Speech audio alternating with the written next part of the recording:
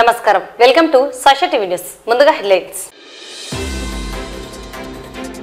Care group of doctors ఆధ్వర్యంలో operation Sindoor, వీర మరణం పొందిన అగ్నివీర్ మురళీ నాయక్ కు స్మృత్యాంజలి. వైఎస్ఆర్సీపీ నంద్యాల నియోజకవర్గ ఎస్సీసెల్ అధ్యక్షుడిగా నాగేశ్వరరావు ఎంపిక.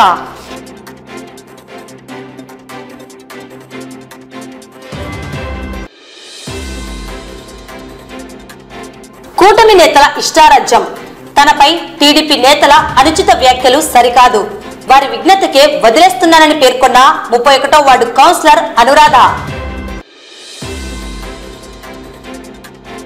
పట్టణంలో ట్రాఫిక్ నియంత్రణలో భాగంగా వన్ వే ఎంట్రీ రేపటి నుండి అమలు చేస్తున్నట్లు పేర్కొన్న సిఐ మల్లికార్జున గుప్తా. చిరు వ్యాపారస్తుల వద్ద రుసుము వసూలు నిలిపివేయాలని కోరిన చిరు వ్యాపారస్తుల జిల్లా అధ్యక్షుడు. ఘనంగా సీతారాం ఏచూరి ప్రథమ వర్ధంతి, నివాళులు అర్పించిన సిపిఎం నాయకులు, కార్యకర్తలు. మాతృభూమికి కళార్చనలో భాగంగా నేడు విద్యార్థులకు క్విజ్ పోటీలు.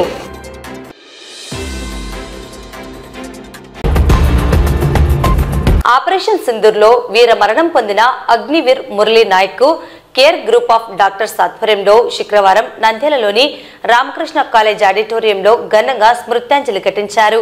ఈ కార్యక్రమంలో మురళీ నాయక్ తల్లిదండ్రులతో పాటు డాక్టర్ రామకృష్ణారెడ్డి, వైద్యులు విజయబాబు, హరినాథరెడ్డి, నర్మదా, వసుధ, ఇతర వైద్యులు, విశ్వ హిందూ పరిషత్ రాష్ట్ర ఉపాధ్యక్షులు విష్ణువర్ధన్ రెడ్డి, సైనిక కుటుంబాలు, కాలేజీ విద్యార్థులు దాదాపు 1000 మంది పాల్గొని స్మృత్యాంజలి ఘటించారు. రామ్ ప్రసాద్ గత 4 సంవత్సరాలుగా సైనికుల కోసం చేస్తున్న సేవల గురించి వివరించారు. వక్తలు మాట్లాడుతూ భారత సైన్యం గొప్పతనం, వివిధ యుద్ధాల్లో జరిగిన ఘట్టాల గురించి కళ్లకు కట్టినట్లు వివరించారు. భారతీయులు త్యాగమూర్తులైనందువల్లే విదేశీయుల 1000 సంవత్సరాల దాడుల తర్వాత కూడా భారతదేశం అగ్రపదంలో ఉందన్నారు. విద్యార్థులు ఖచ్చితంగా దేశంలో, ప్రపంచంలో జరుగుతున్న విషయాల గురించి తెలుసుకోవాలని, మన చుట్టుప్రక్కల ఉన్న నేపాల్, బంగ్లాదేశ్, శ్రీలంక దేశాల లాంటి పరిస్థితి ఇక్కడ రాకుండా కాపాడుకోవచ్చని తెలిపారు. కేర్ గ్రూప్ ఆఫ్ డాక్టర్స్ మరియు విశ్వ హిందూ పరిషత్ వారు వీర జవాన్ మురళీ నాయక్ తల్లిదండ్రులకు ఆర్థిక సహాయం చేశారు. పట్టణంలోని వివిధ రంగాలకు చెందిన ప్రజలు, బంజారా సంఘం వారు మురళీ నాయక్ తల్లిదండ్రులను ఘనంగా సన్మానించారు. ఒక మనిషి మరణం ఇంతమందిని కలిపి మనకు ఎలాంటి స్ఫూర్తినిస్తుంది? ఆ మరణం మనలో ఎలాంటి భావనలు రేకెత్తిస్తుంది? ఇది ఒకసారి ఈ స్మృత్యాంజలి సభ ద్వారా మీకు పరిచయం చేసే ప్రయత్నం చేస్తాం. నిజంగా Ramakrishna degree college, PG college లో చదివే విద్యార్థులు ఈరోజు ప్రపంచమంతా కూడా అన్ని దేశాల్లో తమ ప్రభావాన్ని విస్తృతంగా చాటగలుగుతున్నారంటే దానికి కారణం కళాశాల ప్రారంభం నుండి చివరి దాకా విద్యార్థులు ఒక చక్కటి సామాజిక స్పృహ కలిగించేటువంటి కార్యక్రమాలు, చైతన్యం తీసుకునేటువంటి ఆటపాటలు, ఒక స్ఫూర్తినిచ్చేటువంటి విద్యా సంస్థ ప్రాంగణంలో ఈ కార్యక్రమం జరుపుకోవడం నిజంగా మీ అందరి అదృష్టం. భారత్ మాతాకి వందే. మన రాష్ట్రం, మన నంద్యాల జిల్లా ప్రజలకి, మన నంద్యాల జిల్లా డాక్టర్ సార్కి, మన ఈ ప్రోగ్రాం వచ్చిన అన్నలకి, పెద్దలకి, అక్క చెల్లెలకి, మేడంలకి అందరికీ నా హృదయపూర్వక నమస్కారం తెలుపుతున్నాను. మన మే నెలలో మే 8 మన మురళీ నాయక్ భారత్ పాకిస్తాన్ మధ్య ప్రాణాలర్పించినది మన భారతదేశానికి తెలుసు, మన రాష్ట్రం, మన నంద్యాల జిల్లా, ప్రత్యేక రాష్ట్రాలు కూడా తెలుసు. కానందున మన నంద్యాల జిల్లా ప్రజలు నెల నుంచి మాకు ఫోన్ చేస్తున్నారు. చందు నాయక్, మళ్ళీ డాక్టర్ మన రెడ్డి మహేన్ రెడ్డి అని. కానీ మాకు బొంబాయి నుండి మేము రాలేకపోతుంది, చాలా లేట్ అయిపోయింది. కానీ ఈ రోజు మాకు బెంగళూరులో ప్రోగ్రామ్ కూడా, కానీ నిన్న 3 రోజుల ముందే చంద్రనాథ్ సార్ ఫోన్ చేసి మనం ఈ రోజు ప్రోగ్రామ్ ఫిక్స్ చేసుకున్నాం సార్, మీరు రావాలన్నందుకు సార్ చంద్రనాథ్ సార్ మాట కారదోసకుండా మళ్ళీ మన డాక్టర్ మహేష్ రెడ్డి మళ్ళీ ఫోన్ చేసి పదే పిలిచినందుకు మన నంద్యాల జిల్లా ప్రజలు అంత గౌరవం మురళి గురించి, అంత గౌరవం మర్యాద దేశం గురించి మన మురళి ప్రాణత్యాగం చేసినందుకు మన అందరికీ గౌరవం, మాకు కూడా గౌరవం ఉంది, సంతోషం ఉంది. మాకు దేవుడు మురళి రాసి పెట్టినాడేమో ఇలాంటి ప్రతి ఒక్క స్టేట్ లో ఈ ప్రోగ్రామ్ లో ఈ సన్మానం చేయాలి, నేను దేశంలో గొప్ప పేరు తెస్తానని ఆ పొద్దు మురళి థాంక్స్, ధన్యవాదాలు. అక్క చెల్లెలు అందరికీ నమస్కారము. నాకైతే తెలుగు సరిగ్గా రాదు, ఏం చెప్పాలని కూడా అర్థం కాదు. నాయకులు మీరు అందరు పెద్దలు నంద్యాల జిల్లాలో మా నెల నుంచి ఫోన్ చేస్తా ఉంటాయి, మీరు రానే రావాలా ఇట్లంటే ఇప్పుడు మాకు దొరికింది, ఇప్పుడు వచ్చినాము. చాలా సన్మానం చేసి మాకు చాలా ఆనందం అయింది, చాలా సంతోషం అనిపించింది. మా అందరూ వచ్చినందుకు చాలా థ్యాంక్స్, చాలా ధన్యవాదాలు అందరికీ. సురగారు మాట్లాడతాను, వినండి. सर नमस्कार. आज चंद्रा नायक हमें नंद्याल जिल्हा मला काढून आता गप्पला हमें सन्मानम दिलो చాలా థ్యాంక్స్. कुमकुम सर बहुत सर डॉक्टर सर नमस्कार. आता मंचिगा हमें मैडम से स्टूडेंट से आज आज मुझे वाक्याचा सामने చాలా థ్యాంక్స్. मुझे भी చాలా कष्टकरून देश में काम देश में काम से बाहर निकलो, देशम भारत भारत बचाव तो बिना आर्मी में जाओ, टाइम के सकूंगी. जय हिंद जय भारत. వైఎస్ఆర్సీపీ రాష్ట్ర అధ్యక్షుడు వైఎస్ జగన్మోహన్ రెడ్డి ఆదేశాల మేరకు నంద్యాల నియోజకవర్గం ఎస్సీ సెల్ అధ్యక్షుడిగా నాగేశ్వరరావును ఎంపిక చేయడం జరిగింది. ఈ మేరకు ఆయన మాజీ సీఎం వైఎస్ఆర్సీపీ రాష్ట్ర అధ్యక్షుడు వైఎస్ జగన్మోహన్ రెడ్డికి, మాజీ మంత్రి శిల్పమోహన్ రెడ్డికి, మాజీ ఎమ్మెల్యే శిల్పా రవిచంద్ర కిషోర్ రెడ్డికి ప్రత్యేక ధన్యవాదాలు, కృతజ్ఞతలు తెలియజేశారు. పార్టీ బలోపేతానికి, రానున్న ఎన్నికల్లో పార్టీ విజయానికి తన వంతు కృషి చేస్తానని నాగేశ్వరరావు పేర్కొన్నారు. వైఎస్ఆర్సీపీ పార్టీ తరఫున వైఎస్ఆర్సీపీ పార్టీ అధ్యక్షుడు వైఎస్ జగన్మోహన్ రెడ్డి గారు ఈ రోజు వెలువడిన పార్టీ పదవులలో నంద్యాల నియోజకవర్గం నుండి వైఎస్ఆర్ పార్టీ ఎస్సీ సెల్ అధ్యక్షునిగా ఎన్నిక చేసినందుకు జగన్మోహన్ రెడ్డి గారికి ప్రత్యేక ధన్యవాదాలు. అలాగనే ఎక్స్ మినిస్టర్ శిల్పామోహన్ రెడ్డి, అలాగే ఎక్స్ ఎమ్మెల్యే శిల్పా రవికిషోర్ రెడ్డి, మహిళా బ్యాంక్ చైర్మన్ నాగిని రెడ్డి గారికి ప్రత్యేక ధన్యవాదాలు, కృతజ్ఞతలు తెలియజేస్తున్నాం.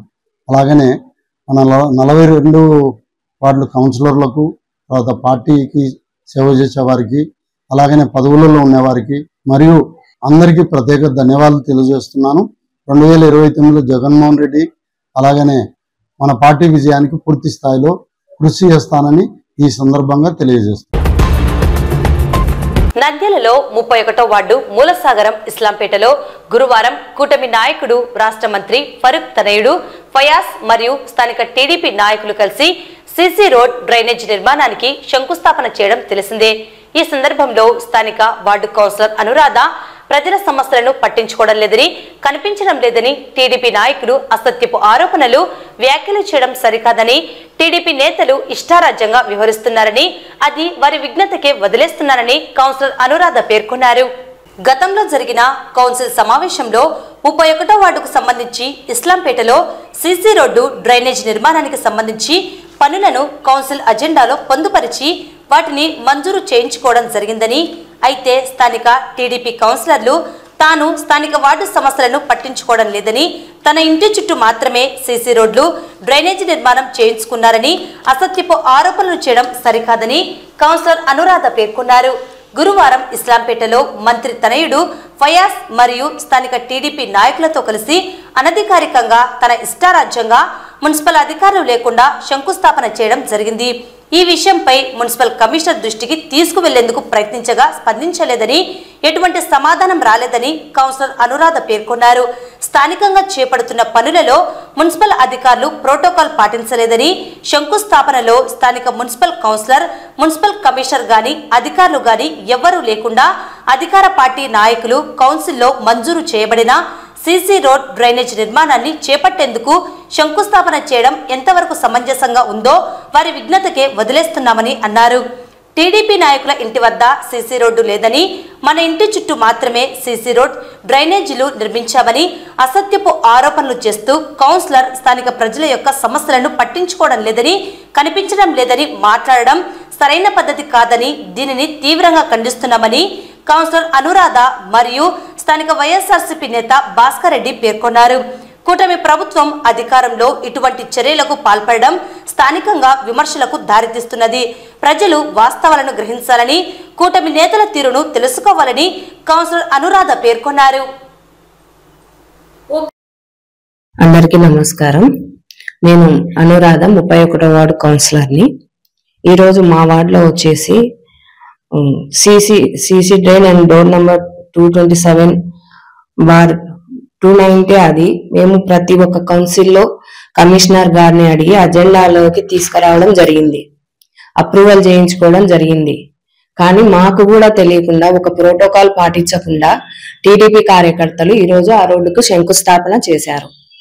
కమిషనర్ గారికి ఫోన్ చేస్తే రెస్పాండ్ లేదు. ఇప్పటికి నేను ఫోన్ చేశాను ఆయనకు కనుక్కుందాము ఎట్లా అనేసి. కానీ మున్సిపాలిటీకి సంబంధించిన వాళ్ళు కూడా ఎవరు లేరు, ఉద్యోగస్తులు కానీ వర్క్ కు సంబంధించిన వాళ్ళు కానీ ఎవరు లేరు.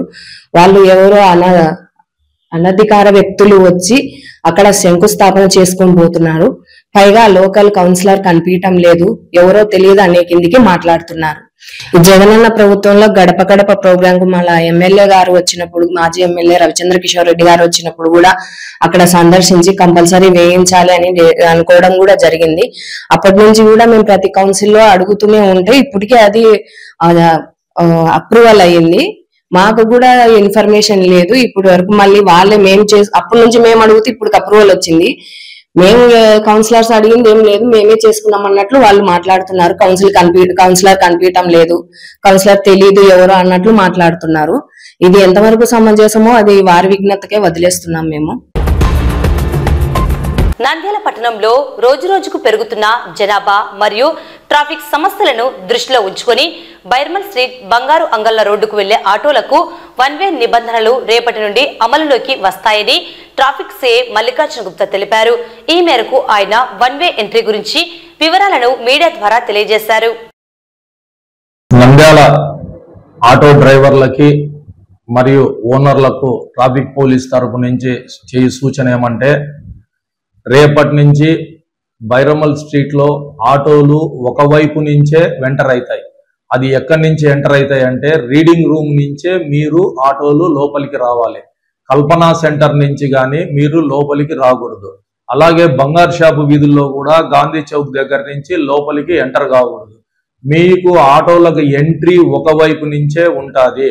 మీరు ఆపోజిట్ డైరెక్షన్ లో మీరు కల్పనా సెంటర్ దగ్గర నుంచి బంగారు షాపుల దగ్గర నుంచి మీరు ఆటోలు ఎంటర్ అయినారంటే మీ ఆటోలు డ్రైవర్ల మీద మీకు అవగాహన 2-3 రోజులు అవగాహన వచ్చేంత వరకు మీకు సూచనలు చేయడం జరుగుతుంది.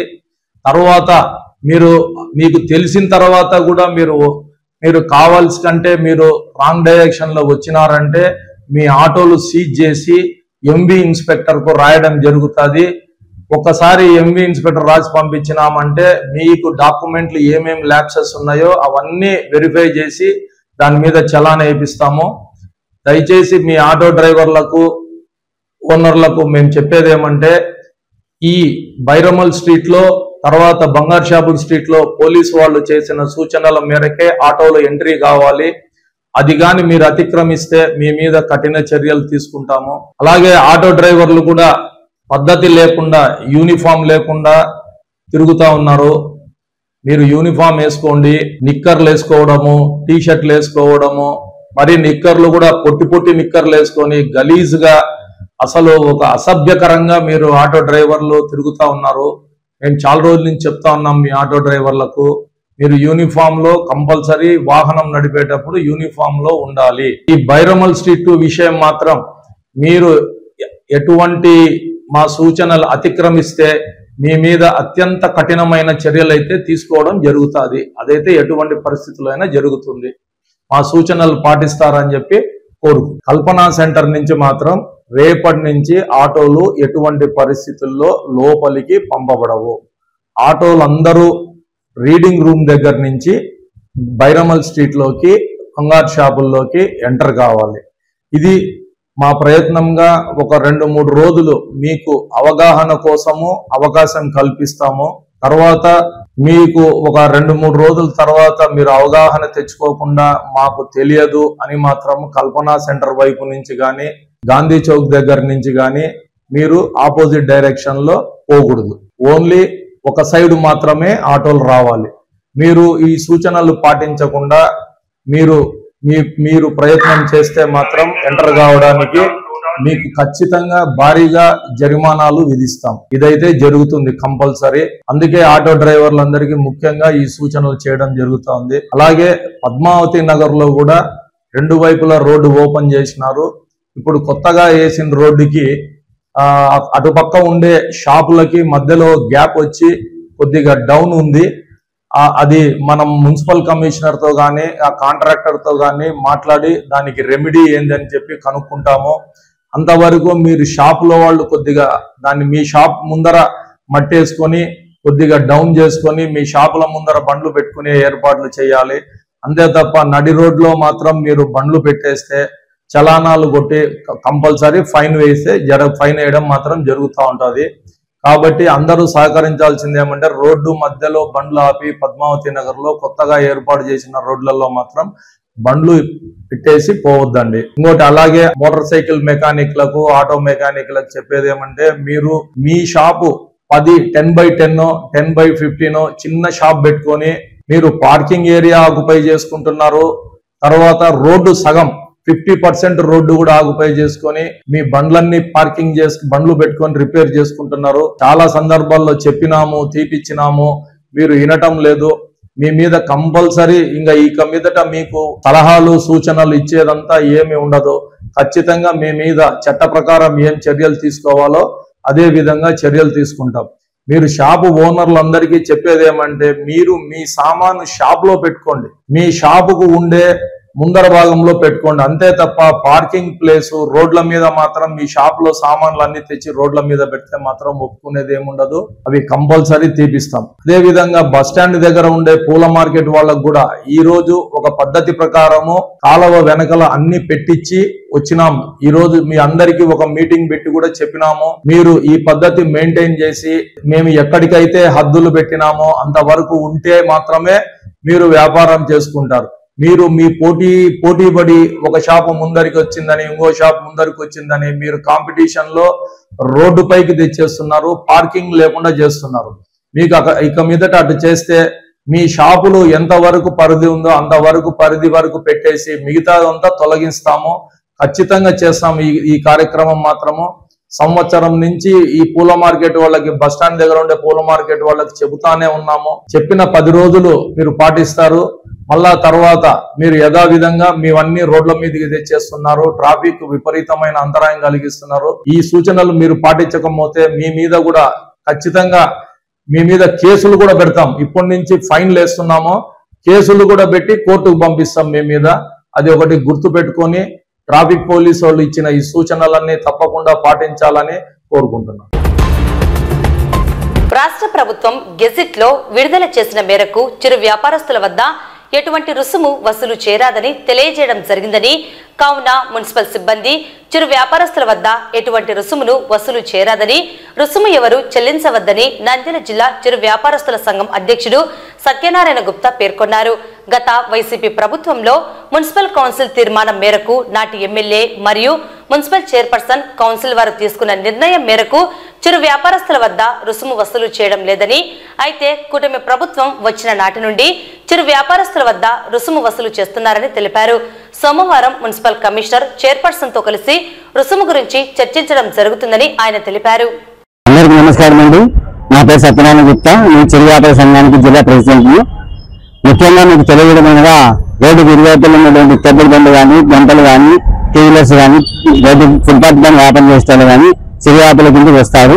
వీళ్ళందరికీ గవర్నమెంట్ వసతి కల్పించి రుసుము వసూలు చేయమని చెప్పి చట్టం ఉంది. సుప్రీంకోర్టు ఆర్డర్స్ కూడా ఉన్నాయి. మాకు చిరు వ్యాపారులకు వసూలు చేయాలంటే ఇంకా 10 అడుగులు స్థలం ఇచ్చి వాళ్ళకి షెడ్ వేసి కరెంట్ ఇచ్చి నీళ్ళ వసతి కల్పించి వాళ్ళకి వసూలు చేయమని చెప్పి కోర్టు ఆర్డర్స్ ఉన్నాయి. అవన్నీ మేము పట్టించుకోకుండా వాళ్ళు మాకు దౌర్జన్యంగా మున్సిపల్ సిబ్బంది వారు వచ్చి వసూలు చేస్తున్నారు. ఈ విధంగా వసూలు చేయకూడదని చెప్పి మేము గతంలో వైసీపీ గవర్నమెంట్ లో మేము విన్నపించుకోవడం జరిగింది. ఆ గవర్నమెంట్ లో మా ఎమ్మెల్యే గారు మా అమ్మ భావించి దీన్ని పాస్ చేశారు. మున్సిపల్ కౌన్సిల్ మీటింగ్ ఎదురు పాస్ చేశారు. కౌన్సిల్ తీర్మానం కూడా చేశారు. చెయ్యాపలకు గేటు రద్దు చేయమని. ఏదో మార్కెట్ లోపల మాత్రమే వసూలు చేయమని చెప్పి అది తీర్మానం జరిగింది. మార్కెట్ లోపల ఎందుకంటే వాళ్ళకి రూములు ఇచ్చారు, ఫ్రీగా కరెంట్ ఇచ్చారు, రోడ్డు ఇచ్చారు, నీళ్ళు ఇచ్చారు, అన్ని ఇచ్చారు కాబట్టి వాళ్ళు ఎవరు వసూలు చేసుకొచ్చింది తీర్మానం జరిగింది. మాకు ఎటువంటి వసూలు కల్పించలేదు. మేము ఎండకు వానకు పరిస్థితి దుమ్ముకు దీనికి బాధపడుకుంటూ మేము కష్టపడి వ్యాపారం చేసుకునే రోజు 100 సంపాదించింది. మా దగ్గర 50 రూపాయలు వసూలు చేయడం అన్యాయం అని చెప్పి ఆ రోజు మేము అడగడం జరిగింది. మా ఇంధనమైన మనిషి ఆ రోజు ఆ ప్రభుత్వం మాకు సహకరించింది. కాబట్టి మేము మీరు చట్టం చేసింది కానీ చట్టాన్ని ఎవరు ఉల్లంఘించడానికి అధికారం లేదు. కాబట్టి ఒక ఉద్యోగికి ఒక ప్రభుత్వంలో ఉద్యోగం ఇస్తే మళ్ళీ ఇంకొక ప్రభుత్వం వచ్చి ఆ ఉద్యోగం చేయడానికి ఏం లేదో ఆ విధంగా మా చిల్లాపలకు చేసిన చట్టాన్ని ఏ ప్రభుత్వం కూడా దాన్ని రద్దు చేయడానికి వీలు లేదు. కాబట్టి దయచేసి మేము చెప్తున్నామండి, మా చిల్లాపలకు నిర్మించుకుంటున్నాను. ఎవరైనా మున్సిపల్ సిబ్బంది వచ్చి అడిగితే మీరు ఇవ్వకండి, ఎదురు తిరిగి మేము చెప్పడం లేదు, వాళ్ళు దర్శనం చేయమని చెప్పడం లేదు, పోలీస్ కంప్లైంట్ ఇవ్వమని చెప్తున్నాను. రేపు సోమవారం నాడు మున్సిపల్ ఆఫీసులో మీటింగ్ పెడుతున్నాము. చైర్పర్సన్ గారు వస్తారు, కమిషనర్ వస్తారు, వాళ్ళ ముందు మనం తెలుసుకున్నాము. మాకు గజెట్ కూడా ఇచ్చారు. గజెట్ కూడా స్పష్టంగా తెలియజేసినారు కలెక్టర్ ఆఫీస్ నుంచి. మాకు కోవిడ్ బండ్లకు లేదు, దంపలకు లేదు, రోడ్డు విలువైపులు వ్యాపారం చేసేందుకు లేదని స్పష్టంగా తెలియజేయడం జరిగింది. అయినా కానీ వీళ్ళు అట్టపై నుంచి మేము వసూలు చేస్తాం కాబట్టి ఈరోజు కమిషన్ నిలబెట్టి మాట్లాడడానికి వచ్చాము. కమిషన్ కూడా గజెట్ ఫాలో అవుతామని మాట ఇచ్చారు. కాబట్టి ఆర్ఓ గారు కూడా మాకు మాట ఇచ్చారు మేము వసూలు చేయమని చెప్పి. రేపు నుంచి ఎవరు వచ్చినా కానీ మేము ఎదురు తిరుగుతామని హెచ్చరిస్తామండి మున్సిపల్ సిబ్బంది గారికి. మేము ఒక రూపాయలకి ఇవ్వమేము. మీరు ఒకవేళ వసూలు చేయాలనుకుంటే కౌన్సిల్ తీర్మానం పెట్టి పాస్ చేసుకోండి, వసూలు చేసుకోండి. మీరు చేసుకుని మా పని మేము చేసుకుంటాము. ఎలా జరుగుతుందండి. నమస్కారం అందరికీ. ప్రపంచ రాజకీయాల్లో, దేశ రాజకీయాల్లో సీతారాం ఏచూరి రాజకీయ నాయకుడిగాను, మంచి పార్లమెంటేరియన్ గాను పేరు పొందారని సిపిఎం నాయకులు పేర్కొన్నారు. శుక్రవారం నంద్యాల జిల్లా కేంద్రంలోని సిపిఎం పార్టీ కార్యాలయంలో సీతారాం ఏచూరి ప్రథమ వర్ధంతిని పట్టణ కార్యదర్శి వర్గ సభ్యులు గౌస్ అధ్యక్షతన నిర్వహించారు. కార్యక్రమంలో సిపిఎం పార్టీ జిల్లా కార్యదర్శి వర్గ సభ్యులు యశ్వరత్నం, సీనియర్ నాయకులు తోటమద్దులు సీతారాం ఏచూరి చిత్రపటానికి పూలమాల వేసి నివాళులు అర్పించారు. కార్యక్రమంలో జిల్లా కార్యదర్శి వర్గ సభ్యులు నరసింహానాయక్, రూరల్ పార్టీ కార్యదర్శి బాలవెంకట్, పట్టణ కార్యవర్గ సభ్యులు మౌలాలి, కమిటీ సభ్యులు జైలాన్, సీనియర్ నాయకులు శంకరయ్య, రామరాజు తదితరులు పాల్గొని సీతారాం ఏచూరికి నివాళులు అర్పించారు. అనంతరం యేసురత్న మాట్లాడుతూ సీతారాం ఏచూరి ప్రపంచ దేశ రాజకీయాల్లో తనదైన చెరగని ముద్ర వేసుకున్నారన్నారు. ఇందిరాగాంధీ దేశంలో ఎమర్జెన్సీ విధించినప్పుడు జేఎన్టీలో విద్యార్థులు అందరినీ కూడగట్టి ప్రధాని ఇందిరాగాంధీ ఇంటికి వెళ్లి ఆమె చర్యలను ఎండగట్టిన ధైర్యశాలి సీతారాం ఏచూరని అన్నారు. దేశంలో ఉన్న సమస్యలపైన, రాజకీయ అంశాలపైన ఆయన చేసిన ఉపన్యాసాలను ప్రతిపక్షాలతో పాటు అధికార పార్టీ కూడా ప్రశంసించడంతో పాటు ఉత్తమ పార్లమెంటేరియన్ గా మెప్పు పొందారన్నారు. బీజేపీ ప్రభుత్వం అధికారంలోకి వచ్చాక ఎన్ఆర్సీ సీఏను తెచ్చిన సందర్భంలో దాన్ని వ్యతిరేకిస్తూ పార్లమెంట్లో ఆయన మాట్లాడిన విధానం దేశంలో ఉన్న ప్రజలను హిందూ మతోన్మాదానికి వ్యతిరేకంగా కదిలించడంలో ప్రధాన పాత్ర పోషించారన్నారు. భారత రాజ్యాంగం యొక్క గొప్పతనాన్ని పార్లమెంట్లో వినిపించడంలోనూ భారత రాజ్యాంగాన్ని కాపాడడానికి ఆయన చేసిన కృషిని ప్రజలు, మేధావులు మర్చిపోలేరన్నారు. ప్రజల హక్కులను కాపాడడంలోనూ ప్రజాస్వామ్య లౌకికవాదాన్ని పరిరక్షించడం కోసం ప్రతిపక్షాలను ఏకం చేయడంలో సీతారాం ఏచూరి ప్రధాన భూమిక పోషించారన్నారు. ప్రస్తుత పరిస్థితుల్లో సీతారాం ఏచూరి లేని లోటు కనబడుతుందని, ఫాసిస్టు మతోన్మాద చర్యలకు నిక్కచ్చిగా మాట్లాడిన ఆయన విధానాన్ని రాబోయే కాలంలో వామపక్ష ప్రజాతంత్రవాదులు ముందుకు తీసుకువెళ్లాలన్నారు. సిపిఎం సీనియర్ నాయకులు తోటమద్దులు, సిపిఎం జిల్లా కార్యవర్గ సభ్యులు నరసింహనాయక్, సీనియర్ నాయకులు శంకరయ్య, సిఐటియు నాయకులు సుబ్బారావు తదితరులు పాల్గొన్నారు.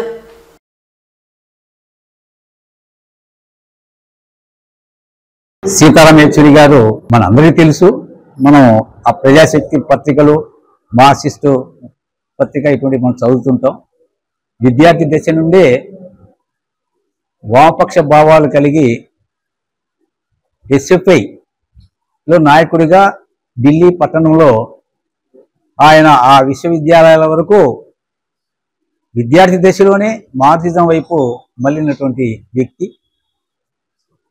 ఆ తర్వాత తరంలో సుందరయ్య గారు, ప్రధానంగా బసవపున్నయ్య గారితో ఈయన ఎక్కువగా కాలం గడిపిన పరిస్థితి. సెంటర్లో మార్క్సిజం లెనినిజానికి సంబంధించిన అంశాలను ఆకలింపు చేసుకుని తుది కంట తాను ఆ యొక్క ఎర్ర జెండా నీడన భారతదేశంలో సోషలిజాన్ని నిర్మించాలనే ఒక మహత్తరమైనటువంటి ఆశయంతో పనిచేశాడు.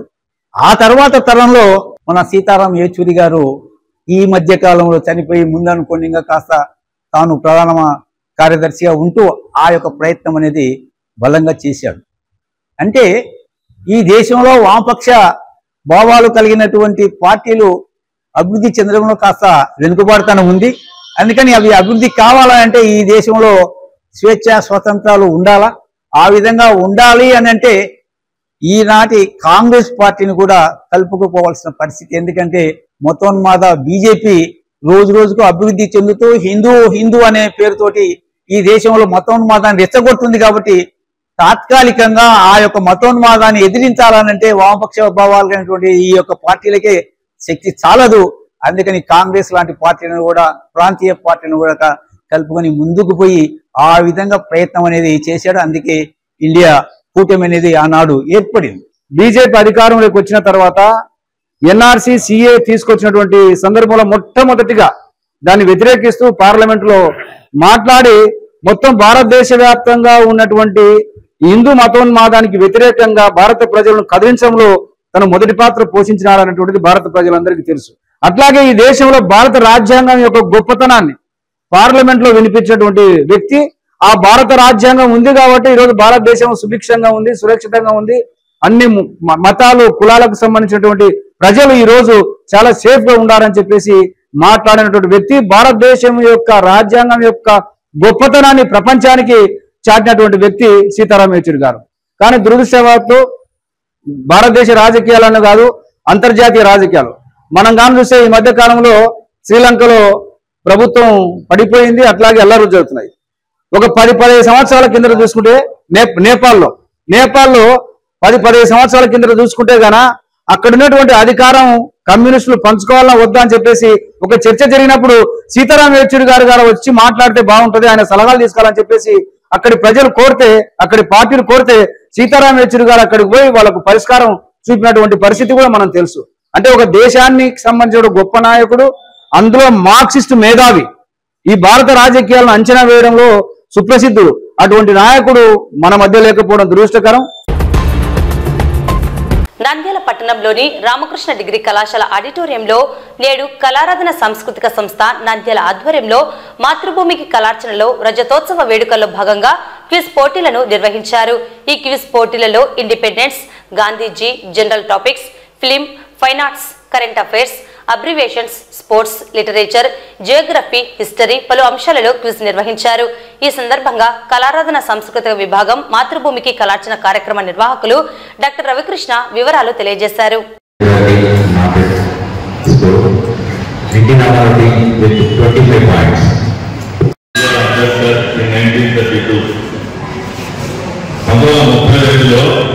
Mahatma Gandhi, doctor BR Ambedkar,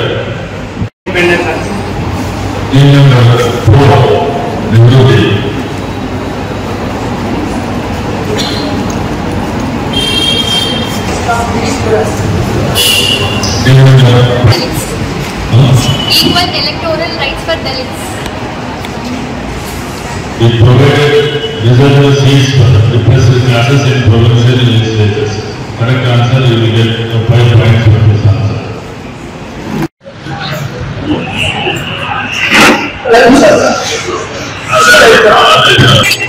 Team number 2 will get the first question.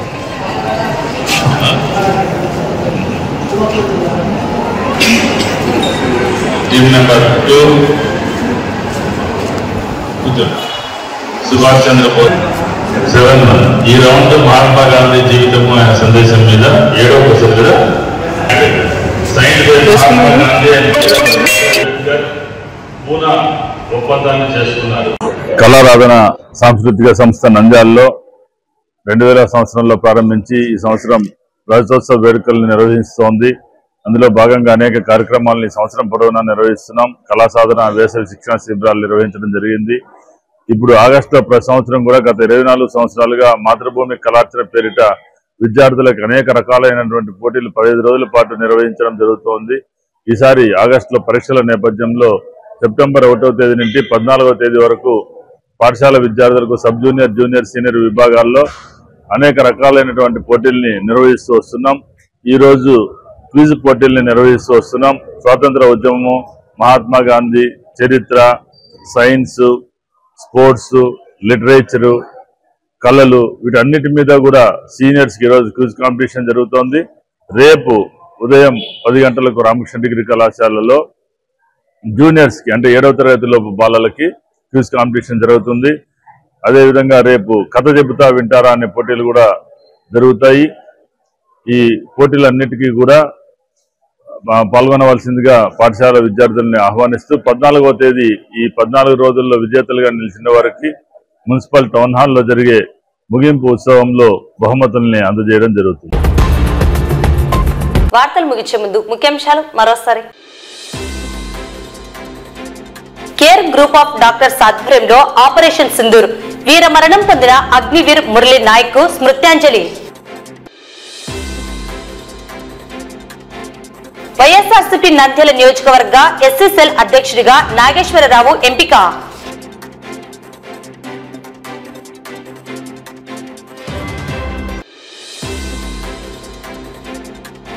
కూటమి నేతల ఇష్టారాజ్యం, తనపై టీడీపీ నేతల అనుచిత వ్యాఖ్యలు సరికాదు, వారి విజ్ఞతకే వదిలేస్తున్నానని పేర్కొన్న 31వ వార్డు కౌన్సిలర్ అనురాధ.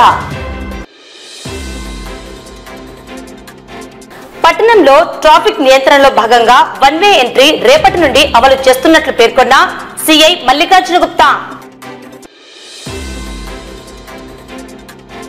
చిరు వ్యాపారస్తుల వద్ద రుసుము వసూలు నిలిపివేయాలని కోరిన చిరు వ్యాపారస్తుల జిల్లా అధ్యక్షుడు. ఘనంగా సీతారాం ఏచూరి ప్రథమ వర్ధంతి నివాళులు అర్పించిన సిపిఎం నాయకులు, కార్యకర్తలు. మాతృభూమికి కళార్చనలో భాగంగా నేడు విద్యార్థులకు క్విజ్ పోటీలు.